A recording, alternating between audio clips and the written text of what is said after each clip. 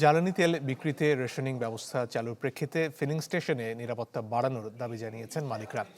রাজধানীর মালিবাগে সংবাদ সম্মেলনে তারা জানান, পরিস্থিতি নিয়ন্ত্রণে দ্রুত পদক্ষেপ না নিলে বাধ্য হবেন পাম্প বন্ধের সিদ্ধান্ত নিতে।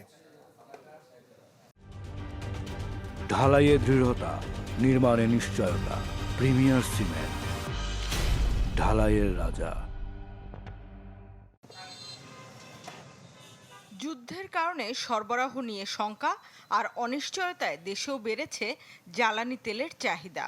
সমন্বয় করতে কোন ধরনের বাহন দিনে কতটুকু সংগ্রহ করতে পারবে তার সীমা নির্ধারণ করে দেয় সরকার। তবে লাইনে দাঁড়িয়ে নির্দিষ্ট মাত্রায় তেল নিতে ধৈর্যচ্যুতিও ঘটছে কারো কারো। গত কয়েকদিনে বেশ কয়েকটি অপ্রীতিকর ঘটনাও উঠে এসেছে গণমাধ্যমে। কোনো কিছু শোনার আগে আমরা আবেগীয় হয়ে পড়ার কারণে আমরা কি হয়ে যায় না এটা ভেবে আমরা লাইন ধরে দাঁড়িয়ে থাকি।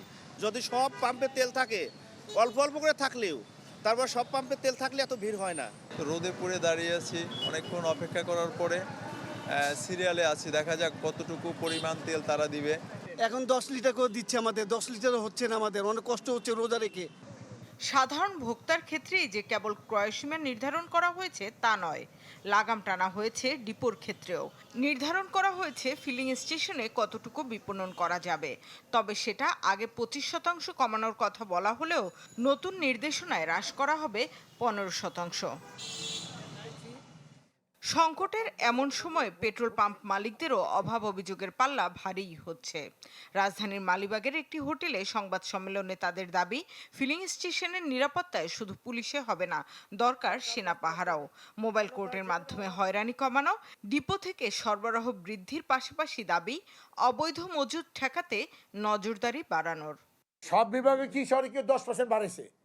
বাড়ায় কত করছে ভাই? আমি কথা বলি না প্লিজ। বাড়ায় কত করছে বলেন? কি বলছে? 15% করছে। আরে ভাই উনি প্রথম থেকেই তো 40-50% দেয় না। দাবি মানা না হলে ফিলিং স্টেশন বন্ধের হুঁশিয়ারি দেন মালিক পক্ষ। তাতে গন্ডগোলটা থাকে না। শামীমা সুলতানা, চ্যানেল 24, ঢাকা।